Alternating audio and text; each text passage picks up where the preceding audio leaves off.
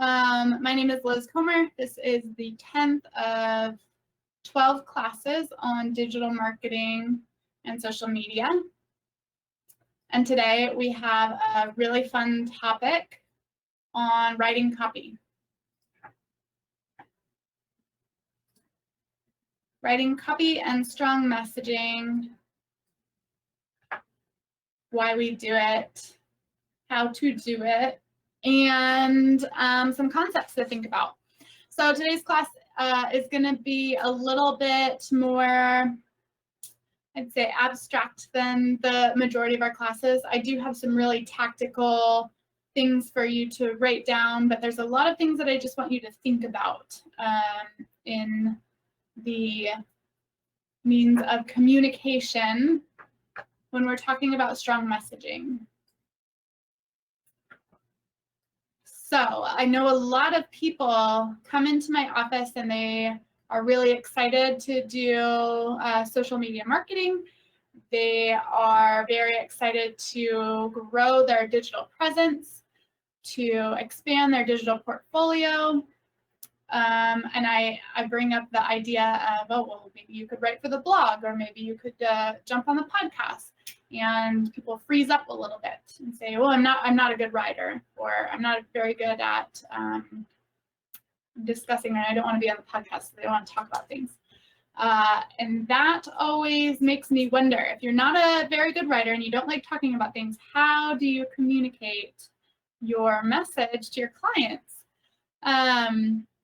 Writing good copy is really just a matter of understanding how to communicate clearly and concisely with the people around you in a way that informs and enlightens people and makes them want to work with you. So today we're going to kind of simplify that concept. We're going to dive into a little bit of the behavioral psychology of people who are reading your messaging, and how to make sure that you're writing with intention rather than just putting words out on your platforms. It looks like I have a few people watching. If you have any questions at all, put them in your comments, even if it's just to say hey, so that I know you're there. It definitely helps when you ask questions, so I know if you understand me or if you don't. And if it's not a question, if it's just something that you don't understand, I can absolutely revisit. We can make this conversational. I can see both of the forums here on my screen to my right. So any questions, do not hold back, or comments, or whatever it is. But today we are communicating about communication. So fun. Okay. Why do we need to be able to write good content? Well, I talked about that a little bit before. Digital marketing consists of a million different platforms that we can communicate our message through. We need to communicate that clearly, concisely, and effectively with a call to action to make something happen, right? We use Facebook, we use Instagram, we use LinkedIn. We are also using flyers regularly. We're using blog forums. We are writing home descriptions, I hope. We have a digital portfolio online. We have our profile page. We have bios. We have our Silver Creek page. All of these, I mean, I could keep going. You should have, you should be covered in all of these aspects. And you should have something written about yourself that portrays your message to the people that you want to work with you. That's where you need to be writing copy. That's where you need to be getting your message out. So I've written down 7 quick tips. So if you're only on for a hot minute and just want to get what you can out of this, I wrote down 7 quick tips so we can keep it short and sweet right in the beginning. And then we're going to go a little bit farther into crafting contagious content. We're going to talk about why things go viral and some of the social science behind viral marketing. A few things, we'll break down that kind of messaging. We'll talk about the power of social influence. And then we're going to go into crafting that content and making great headlines to headline your content. I have all sorts of fun notes. So that's where we're going with this. Those first 7 tips. Number 1, know your subject. What are you talking about? Hopefully, if you're talking about real estate, you know something about real estate and you know something about the market that you're in. Number 2, know your medium and know your audience. Know your medium means know where you're putting that information at. Are you writing a blog or are you writing on Facebook? Those are 2 different mediums or sources of communication. That's different than Instagram. It's different than Twitter. It's different than LinkedIn. I could say the same thing 5 different ways to get the message across correctly over 5 different mediums or platforms. So know your medium and then also know your audience, who is on those platforms. The person who's reading it on Twitter is going to be much different than the person who's reading it on LinkedIn. Going to be much different than the person who's watching it on YouTube, right? Write great headlines. That's huge. Headlines are, I mean, it's your opener. It's your handshake. You can get really, really far with a great headline. You need to write to the reader and not for yourself. So we're not writing a diary. We're not online writing for ourselves. We're writing for the reader. So we're writing to the reader as if it's a letter rather than an excerpt in your journal. Use strong power words, not abstract or trendy words. And we'll talk about that when we get into the craft contagious content portion of this. There are a lot of really trendy words that sound really nice that are pretty abstract, but power words are different than abstract words. So we'll talk about that. Don't use too many words. Do not be redundant, which is kind of ironic because saying that twice is redundant. Using too much too much text gets our little goldfish minds swarming in different directions. So don't use too many words. That's pretty self-explanatory. And then know the why and always give an immediate call to action. That's huge. Call to action is everything. Why did I just read that? If I'm not going to go anywhere after reading this. So if you're writing something, even if it's just 2 sentences on Facebook, what is the call to action there? Why did you write that? If it's just there to be there, then it's not there to be a piece of marketing and it's not there to help move your business forward. So I think in probably half of the classes at least that I've done here, I've said write a statement of intent for every single digital marketing platform that you've had, at least half. I would say almost all of the classes. I say write a statement of intent and follow your statement of intent. Your statement of intent should call for a call to action. So if it's to get people to your website, that's one thing. If it's to get people to pick up the phone and call you, that's another thing. If it's to get people to, go out there and look at homes on their own, that's another thing, whatever it is. Okay.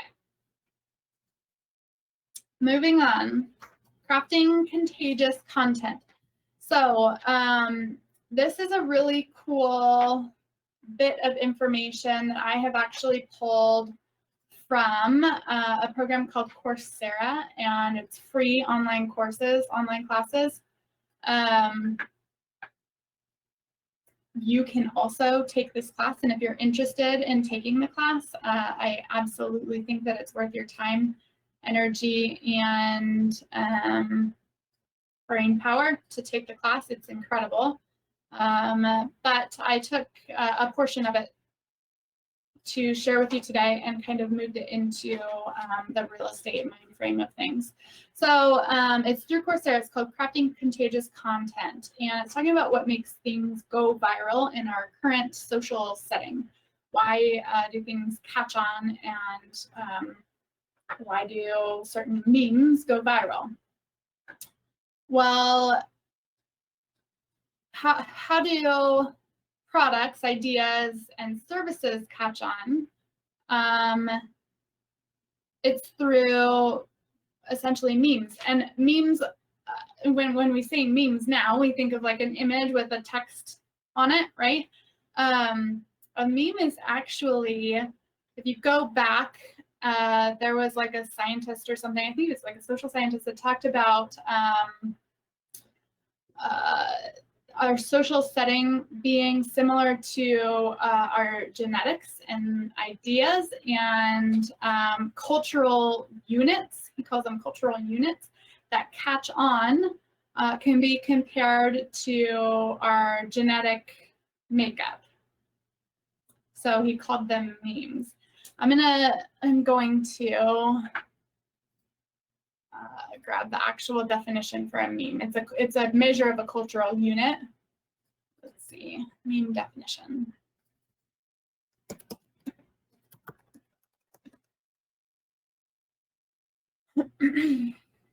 An idea, behavior, style, or usage that spreads from person to person within a culture. An idea, behavior, or style spreads by means of imitation, person to person, within a culture, and often carries symbolic meaning representing a particular phenomenon or theme. A meme spreads through behavior like they generate in their hosts. So that's a little bit complicated, but we have dumbed down the meme to an image with a phrase, and it's really funny, and some of them catch on and some of them don't, but that's how it works. That's also how certain products, ideas, or businesses catch on and run forward is through cultural units, right? So when we think about it, a better product should catch on better than a bad product. So if you're comparing two things, comparing apples to apples, the juicier, redder apple should catch on better than the not so good apple. However, that's not always how it is. Did you know that in the starting phases of everything, Bing as a search engine used to actually be a stronger product than Google? Google just caught on better and people were using it, and so it moved forward. Did you know that also, like when they were designing the keyboard, the way that we type on the keyboard, the letters are pretty jumbled and in a pretty random order? There was another keyboard that was in alphabetical order from A to Z, and that makes more sense, but it didn't catch on at all. And the keyboard that we have today is basically because this one was marketed better and caught on, and the A to Z keyboard just didn't catch on. And it makes more sense that way, but it is what it is. It's a cultural unit that moved forward. It all has to do with our social dynamics and behavioral science versus just telling people what they should be doing. The likelihood of adoption or trial of an item is based on lowering the barrier to the trial to get it to catch on. Does that make sense?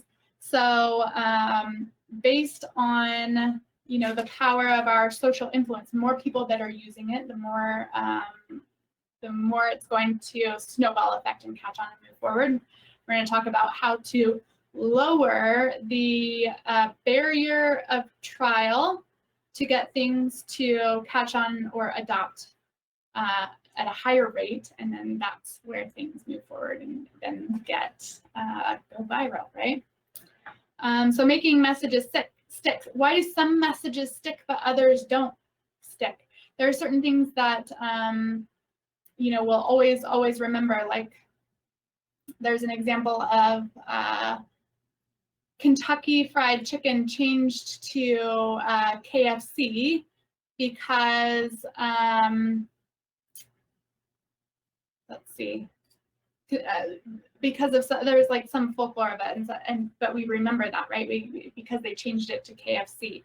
That sticks, but it's not even true.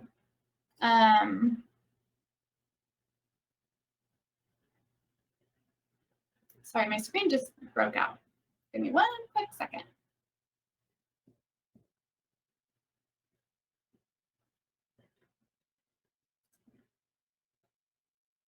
Okay.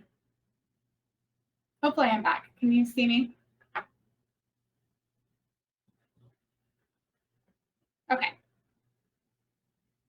All right, back to making messages stick. Some messages stick, some don't. Why do we remember some things and we don't remember other things? There are 5 main points of how we can get a message to stick. Number 1 is to keep the message simple. Number 2 is to let it be unexpected. Number 3 is allow it to be concrete. Number 4 is make sure it's credible. And number 5 is to incorporate emotional stories. Those are 5 ways in marketing that we can get messages to be the most powerful. And I'll go through each one. So,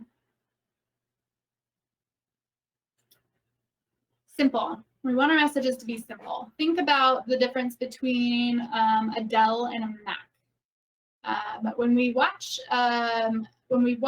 any sort of advertisement from Mac, they simplify the entire thing down into one piece of information. Anytime you watch any of their ads, and I challenge you to watch it, they'll say, okay, they have this very powerful computer, but they simplified it down, and not to say that it's powerful, they said that it's just tiny. It's a tiny, slim computer. Or they have this iPad that can do a million different things, but the only thing that they're talking about is that they added that you can write on it, okay? But then when you think about advertisements for Dell, they talk about all the million things that you can do with it. And it doesn't catch on as well because we have to remember, or we have to think about all the million things that Dell can do versus the one thing about the Mac that we absolutely love is that it's versatile, or if the message is that, it fits in your backpack, or it's really light, and we just assume that it has the same power, and then it catches on. You want to push one message versus 10 things. So find the core of your message, use 1 to 3 ideas or units that go along with it, and have one key takeaway in your messaging. Keep it very, very simple and use the rule of 1 to 3 ideas, one key takeaway every single time, and you will be more successful. Okay, number 2, unexpected. You want to violate expectations by breaking a pattern. The unexpected portion of this is not something that you can do regularly, because when you're unexpected every single time you put a message out there, it makes you pretty predictable and it becomes expected. So this is really a rarity, but if you need a message to go really far, if you're trying to wow the audience, make it unexpected one time by violating expectations, by breaking a pattern. You want to be unexpected but not surprising. Don't go out and surprise people. That doesn't get you anywhere. Open a curiosity gap and bring people in and let them want to know more. Be unexpected, not surprising. So being against the grain is positive, but this only works like one time every once in a while. Okay, be concrete. Show, don't tell. So this goes back to understanding language and using strong power words versus abstract or trendy words. Use details that paint a picture.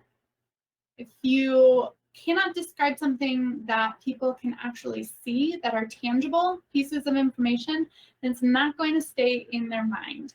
A good way you can do that is by comparing to a tangible piece of information.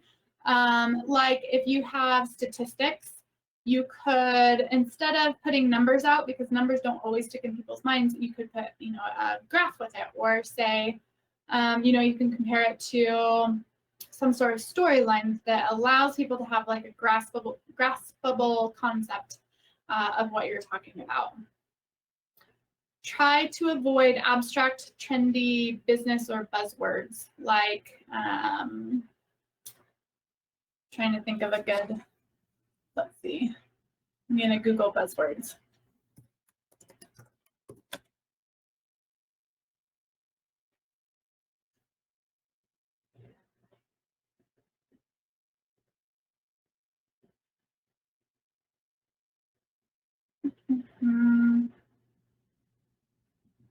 Okay, like holistic approach, or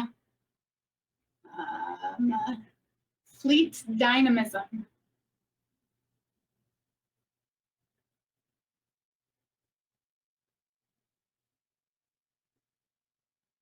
Bad idea. The Googles will never let you leave.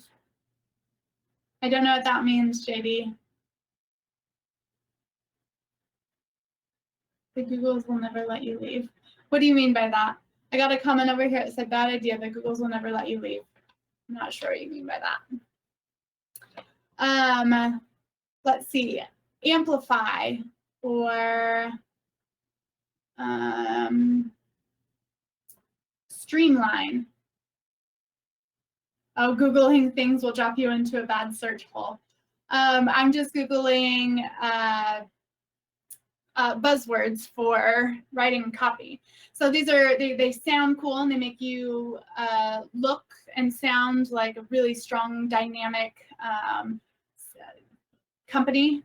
But you're doing well. Good job. Thank you. I appreciate it. I was thrown off a little bit there. Okay, back to our buzzwords. Certain buzzwords make you feel cool when you say them, but they don't really actually convey or portray anything to your clients or to your readers. So saying things like holistic approach, well, how do I see or feel or tangibly relate to a holistic approach of something? Or how do I, let's see, how do I understand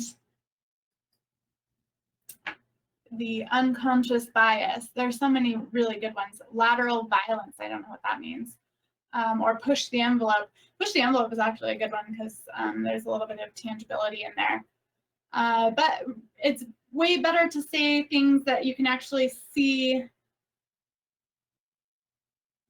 Cut to the point and avoid the fluff. Yeah, exactly. So you need to not only cut to the point, but use words that are tangible and graspable. So something like, can you visualize it? So have a clear goal and a clear description of what it actually tangibly is or means, and if it needs to be compared to something in real life to get you to understand what that means, you're going to get your message across a lot better. Can you see it? Can you paint a picture with the words that you're using? Try to avoid those buzzwords. Okay. Credible. Use comparisons and use visuals, and this actually builds off of the concrete. So credibility is the next piece. Put numbers into context and let the consumer convince themselves.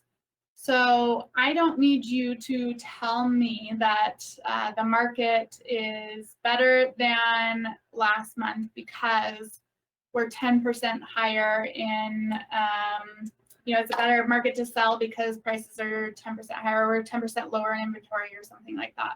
I want you to put the numbers out there, put them in a tangible comparison of last month to this month in a way that I can see it and figure it out for myself. And if I can draw the lines from A to B on my own as a consumer, I feel like that's a little, there's a little psychology to that. That's a win, right, on my end.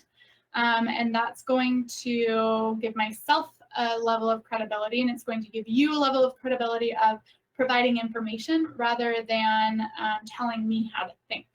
That makes sense? And then moving on to emotional stories. I am a big fan of story in all contexts. If you were in my editorial planning class last week, we talked about incorporating story over a long period of time so that you can intentionally market over, with an end goal in mind and see how a campaign runs from start to finish. So emotional stories means that you need to get people to care about what you're saying. You can incorporate emotional stories by relating to other people, or stories are great. They hook people in and make things relatable. I definitely, yes, they relate. Selling with emotion is a really strong tactic that a lot of people understand very, very well. I would always personally say to aid on the side of selling, like love versus fear. You always want to be on the side of love rather than scaring people into wanting to work with you. but do what you will with that. Emotion can play a huge part in your messaging. Getting people to care, there's a big piece of that. People, if you don't get anything from this class, definitely take this piece away. Whenever you're writing copy, you need to understand that people do not care about you. Like an outside consumer doesn't really care about you unless it's your friends and family, and that's why we always start with our inner circle. In any sort of sales, you start with people you know, and grow your sphere, and hope that you can grow a sphere that does care about you, because it makes it easier. But when you're putting messaging out for the masses, if you're trying to go beyond your sphere of people that care about you, you need to know that random people don't care about you. So when you're writing, don't write about yourself. People care about themselves. So put them into your content. You need to explain why things matter to them. Whether or not it matters to you, that doesn't matter to them, right? Because they have no emotional connection to you. So get people to care. People do not care about you, but they do care about themselves. So get them to care about your problem as though it's their problem, and then solve the problem. Be the person to come up with the solution for them. Why is the way to get to the base of why people care. Asking why. So whenever you are writing, if you get stuck on that portion, like why do people care? Or why, let's see, we could go into a topic of like, why would somebody want to purchase this home? Well, they're not going to want to purchase it because I want to sell it. Nobody cares that I want to sell it. They only care about themselves and why they would want to purchase it. So a good way to get to the core of why somebody should or would care is to continue to ask why. Why do they want to buy the home? Well, maybe because they want to move to Boise. Why do they want to move to Boise? Well, Boise is a lovely city, and it is, there are so many resources, from a great downtown to hiking down the street, or hiking 20 minutes away. I'm rambling. It's difficult to do this when there's not people. Always start with why. And then, why would they want to do that? Well, because they care about their family, and they care about the people around them, and they care about a happy, healthy lifestyle. And at the end of the day, that kind of, that is just about everybody's why. In one way or another, it comes down to people care about themselves, they care about their family, and they care about their well-being.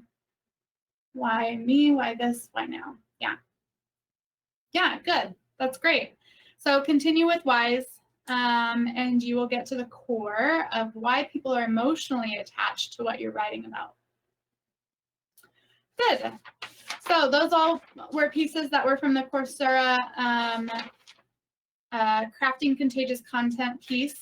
If you're interested in taking the entire class, it's not so much into writing copy as it is into social psychology of why things move forward and stick.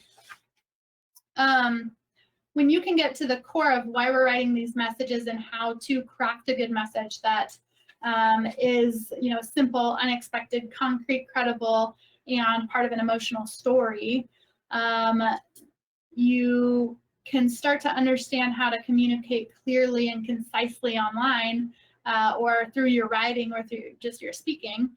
More people will start to follow you. The power of, I say a lot that your content online, you don't need to worry so much about your numbers, the amount of people that follow you, or the amount of people that like your stuff. It's more about the quality of who's liking it. So, paying for people to go like your Instagram, that's not going to do a whole lot for you. It's really about finding the right people who apply to your field. There is, however, a power in social influence, and we know this very well. Like, what happens when a house sits on the market for too long? Somebody's going to go by and wonder what's wrong with it. But if they drive by and you see an open house and there's 50, 60 people in your open house, then you're wondering why this is such a hot house, and that house is going to sell pretty quick. That's the power of social influence in real life. Well, it's the same concept on Facebook, Instagram, any social media platform. If a lot of people are liking it, it's more information or more interesting for people to, it's going to catch more fish. You're going to have more people attracted to reading it. So with that in mind, writing good content that gets a lot of likes is actually really useful because it's that snowball effect. Social influence is very, very powerful when it comes to writing copy. So on that note, how do we get people to write or read our copy online? I think that one of the strongest pieces is making a great headline. There are a million places that you can go online to figure out how to write a good headline. I like to think of it like your elevator speech.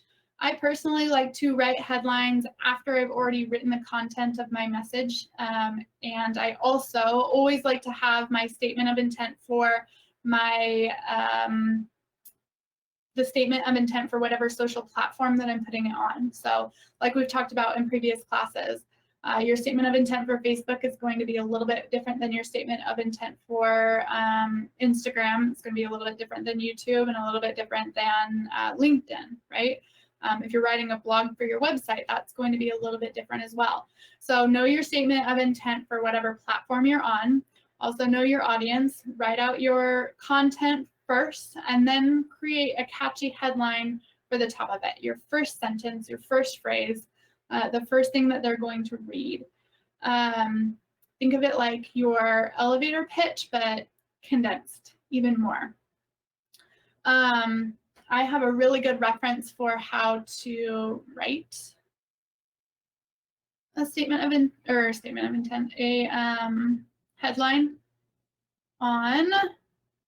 Uh-oh, where'd it go?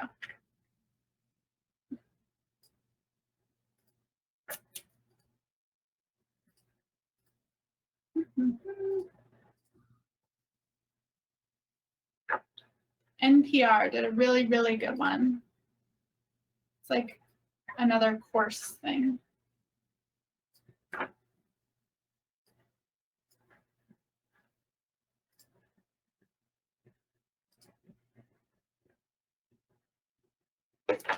Huh.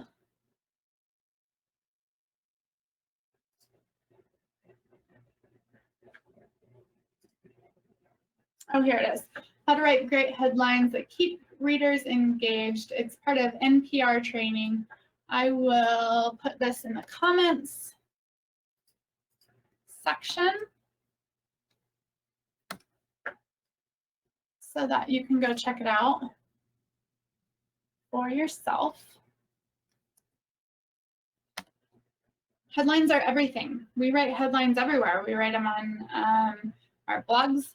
We write a headline for, if you're putting an ad out for a home, you can write headlines. I mean, you should be writing them for your Facebook posts. You can consider a headline a caption on Instagram, all sorts of places. So your headline needs to be useful, urgent, unique, and ultra specific for use. That is not written on the NPR piece, but those are really helpful little tactics. Useful, urgent, unique, and ultra specific. Headlines should always be very specific, and they should be very easy to understand. I wouldn't get too clever with your headlines. Don't try to be too abstract or over people's heads, because it will go over the head. Understand that your headline is going to be read at a glance, and you have half a second to catch someone's attention. Headlines should lead to a reaction. This is where emotional stories and emotional connections come in. and you know that you're writing for an audience, right? You're writing to people, not for yourself. Sometimes we lose track of that. And headlines should not be overly clever. Like I said, they should be infused with voice and style and creativity. This is the case especially for public media. Be cautious of the overly clever headline. A headline with a pun or cultural reference is fun to write, but not totally necessary. Will people get it, or will they spend too much time trying to get or understand your joke? I would say that's applicable for general copy. However, when it comes to something like Twitter or Instagram, people like to be on the inside of an inside joke. So if you are clever, you are funny, you can use that to your advantage. But be aware of your audience and be aware of your medium. Headline should capture the spirit of the story. Yeah, so is it a happy story? Is it a serious story? Is it an essay? Is it an investigative piece? The story is written with voice. The voice should come through in the headline. So if it's matter of fact, if it's exciting, try to get the feeling of the story or the content that you're putting out and capture it in your headline. Those are the tips from the NPR, how to write great headlines that keep readers engaged, with examples in the NPR training. Are there any questions so far?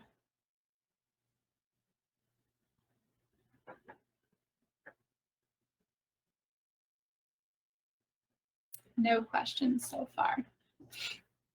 Okay, I have more tips on writing good copy. Thank you, I appreciate it.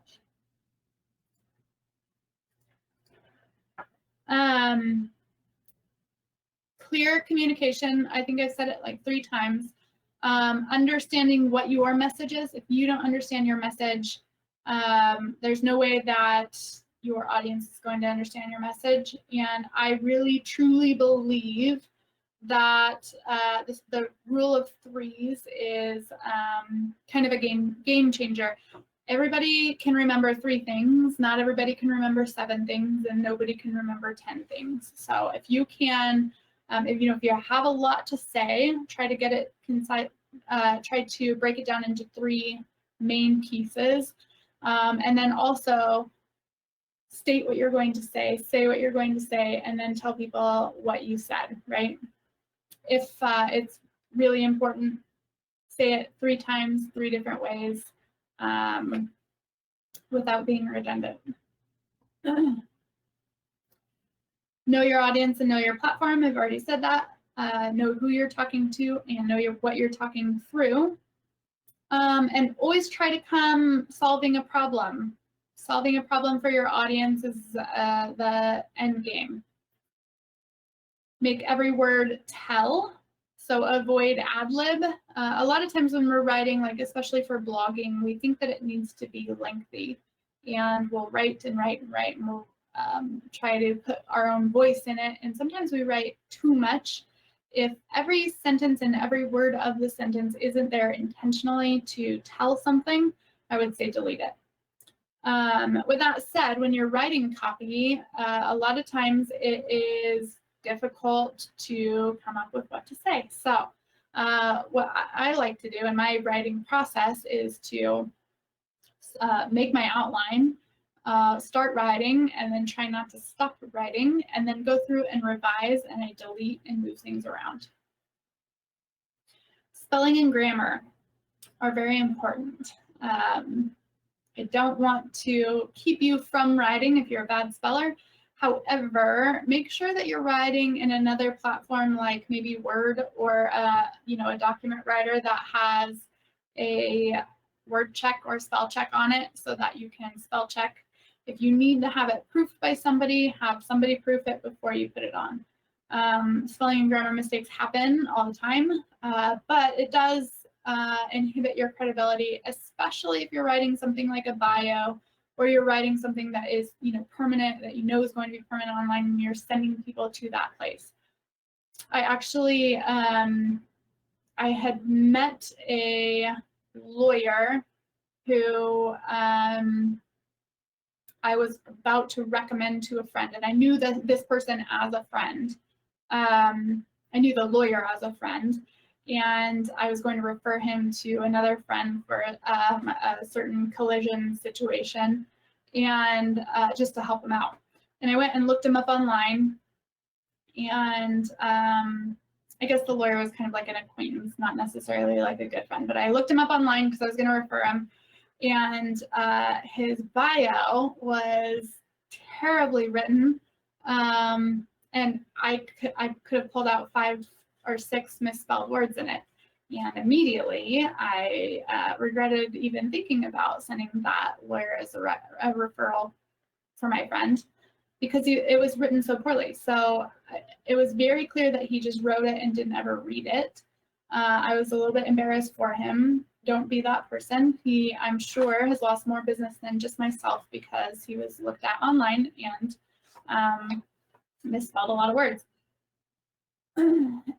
Naturally, me being myself, I screenshotted it, made some edits, and sent it to him. And I haven't talked to that person in a very long time, but I am really hoping that he made those corrections. Avoid slang unless you can make an argument on behalf of why you're using the slang. So when you're writing copy on Facebook or on Instagram or wherever, on your blog, on your bio, do not use things like LOL or K, or I would even avoid using the W with, like the W/with. Don't use the @ symbol, spell out @. Don't use ampersands. It's actually, you shouldn't use ampersands in your text unless you need to shorten the text. If it's Twitter, that's one thing. If you're on Instagram, okay, I guess you could shorten it a little bit. But I really think that maintaining a professional front when you are writing on any platform is pretty important. So unless you can make an argument of why you are using an ampersand or an @ or a W/with, or LOL or K or whatever it is, try to avoid slang. And what do you call them? What do you call an LOL? I'm losing my words. Avoid slang and shortened words like that. Okay, revise and rewrite. So this goes back to making every word tell and not adding lib.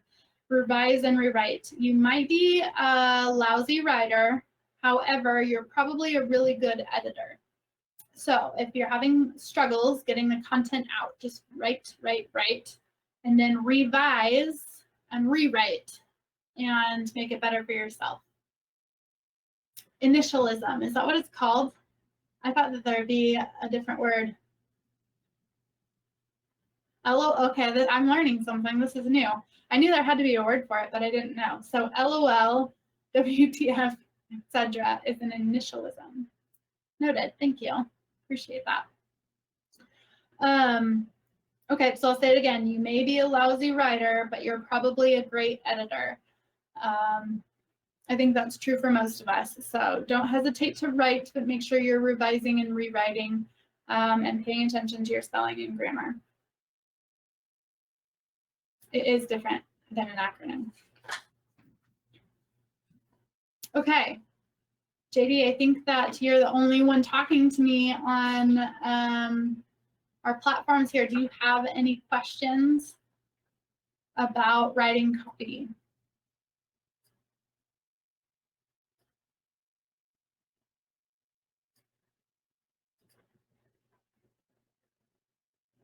That I'm getting the most value.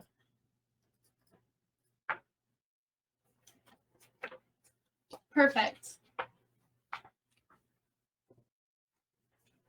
Well, that is all I have for you. I actually ended early today, which is unheard of. I could go on about writing content and messaging for days. I tried to simplify my content the best that I could, and tried my best to not ad lib or be redundant. I feel like I was a little bit redundant here and there. But it really is interesting if you'd like to go more into, the behavioral science and psychological understanding of how people purchase products and how products catch on. Just let me know. Give me a call. We can chat up about it, and I can send you links for that class. It gets pretty in-depth with social psychology of how marketing works. I do know that, there's a limit to how far I can go with teaching you guys marketing concepts because you're realtors and you should be selling homes, not studying social psychology. But if you're interested, it is something that I love to nerd out on. So give me a call, or we could have another class going even farther into it. If you do have any questions in the future, you can shoot me an email or comment in either of these forums. I'll keep my eye on them. And other than that, I'm not seeing any questions from anyone else. So I appreciate your attendance. Share this with anyone who might be interested.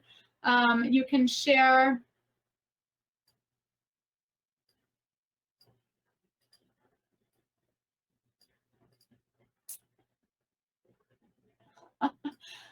you're a designer and a marketer. I was wondering, so we have someone on. How did you find this live forum? I'm curious.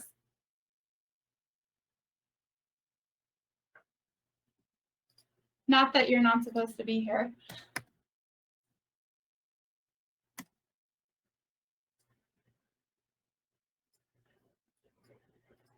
No problem. Thanks for chatting with me. Okay, we will see you next week. Let me see what we have on the docket for next week. I think that we are talking about, oh yeah, branding.